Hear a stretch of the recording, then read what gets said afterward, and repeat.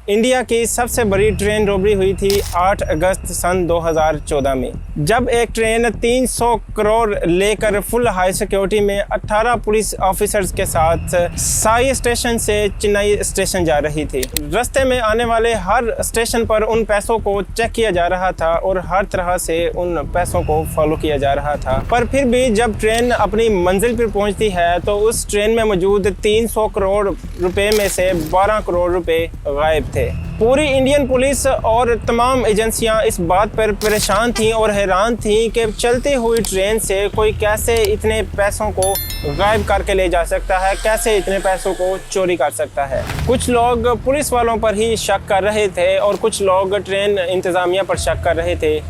हर बंदे से, हर शख्स से हर तरह की पूछताछ की गई और हर तरह से इन पैसों को ढूंढा गया, लेकिन कुछ भी पता न चल सका।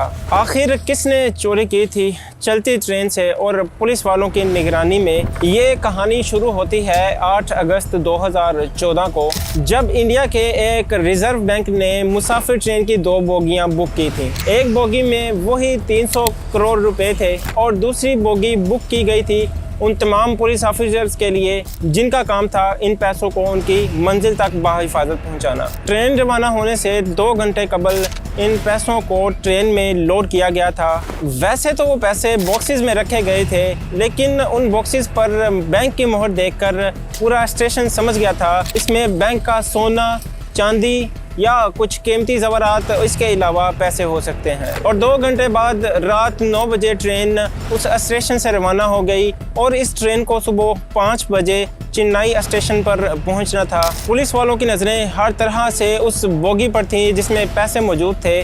अगर कोई भी आवाज़ उस बोगी की तरफ से आती तो वो झांक कर उस बोगी की तरफ देखते और हर टाइम वो चौकन्ना थे। जिस भी स्टेशन पर ट्रेन रुकती थी, पुलिस ऑफिसर्स और बैंक ऑफिसर्स दोनों मिलकर पैसों को चेक करने के लिए बोगी की तरफ चले जाते और चेक करने के बाद वापसी पर वो उस बोगी के गेट को बंद करके सील कर देते। यहाँ तक तो सब कुछ सही चल रहा था। ट्रेन ने भी अपना आधा सफ़र तय कर लिया था। अब पुलिस वालों के दिल से भी ये डर निकल चुका था कि चलती हुई ट्रेन से कौन और कैसे चोरी कर सकता है। एक एक करके उन 18 पुलिस ऑफिसर्स में से 14 पुलिस ऑफिसर्स सो गए, लेकिन जो बाकी 4 ऑफिसर्स बचे थे, कोई अपने मोबाइल में मसरूफ़ था, यूट्यूब चलाने में, और कोई अपने मोबाइल पर कॉल में मसरूफ़ था। अचानक ही रात के 2 बजे ट्रेन की बोगी की छत से एक आवाज़ आई जैसे कोई चीज़ छत पर गिरी हो और चारों पुलिस ऑफिसर्स ने अपना मोबाइल बंद किया और चौकन्ना हो गए। चारों पुलिस ऑफिसर्स ने ट्रेन की बाहर की तरफ साइडों पर देखा, लेकिन वहाँ पर कोई भी नहीं था।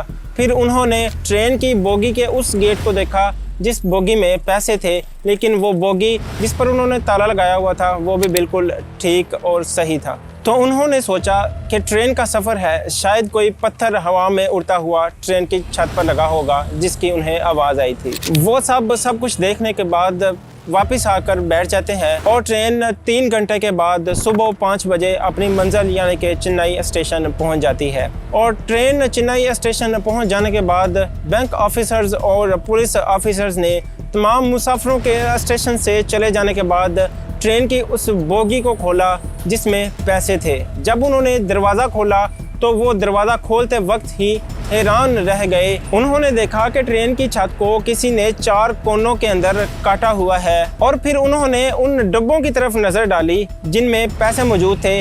वो ये देखकर हक्का बक्का और हैरान रह गए कि उन डब्बों में जो पैसे थे उनमें से 12 करोड़ रुपए गायब हो चुके हैं। बैंक ऑफिसर्स और पुलिस ऑफिसर्स हैरान थे कि कैसे किसी ने चलती ट्रेन पर इतनी आसानी से ट्रेन की छत को तोड़कर चोरी कर ली। देखते ही देखते ये बात पूरे स्टेशन पर फैल गई कि एक चलती हुई ट्रेन से 12 करोड़ रुपए कैसे गायब हो गए। और 1 घंटे के बाद ये खबर पूरे इंडिया में आग की तरह फैल गई।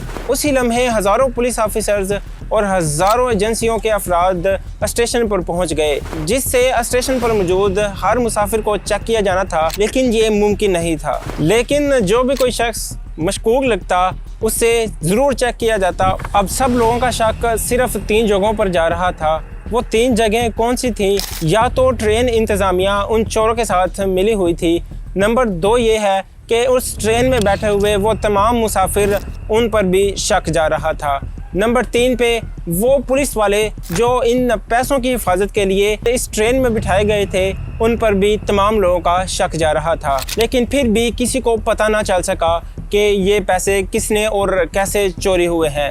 एक बात और बहुत ज़्यादा अहम थी इस वाक़े में कि ये पैसे किसी स्टेशन पर चोरी हुए हैं या रास्ते में वैसे चलती हुई ट्रेन से चोरी किए गए हैं। पुलिस वालों ने और उन तमाम तर एजेंसियों ने उस मुसाफिर ट्रेन में बैठे हुए तमाम तर मुसाफिरों का जायज़ा लिया, उनकी कॉल डिटेल्स निकाली और उनसे तमाम तर इंक्वायरी की, लेकिन इस सब से भी उस चोर का कोई पता ना चल सका। आखिरकार 2 साल के बाद इंडियन गवर्नमेंट ने नासा के साथ कॉन्टेक्ट किया और उनसे कहा कि हमें बताएं सैटेलाइट के ज़रिए कि ये पैसे चोरी किस जगह पर हुए थे। आखिर ये पैसे किसी स्टेशन पर चोरी हुए थे या वैसे चलती ट्रेन से चोरी हुए थे। तो नासा वालों ने इंडियन गवर्नमेंट को बताया कि ये पैसे स्टेशन के करीब से चोरी हुए थे, चलती हुई ट्रेन से।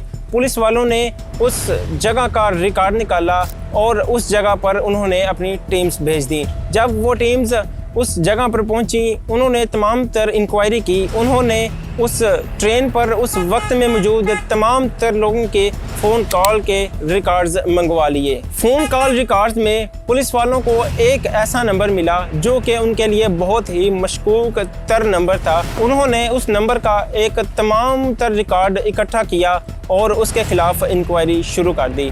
आखिरकार वो बंदा 3 दिन में पकड़ा गया। वो बंदा इंडिया का सबसे बड़ा डाकू माना जाता था। वो बंदा पहले भी कई चोरियों में मुलविस पाया गया था।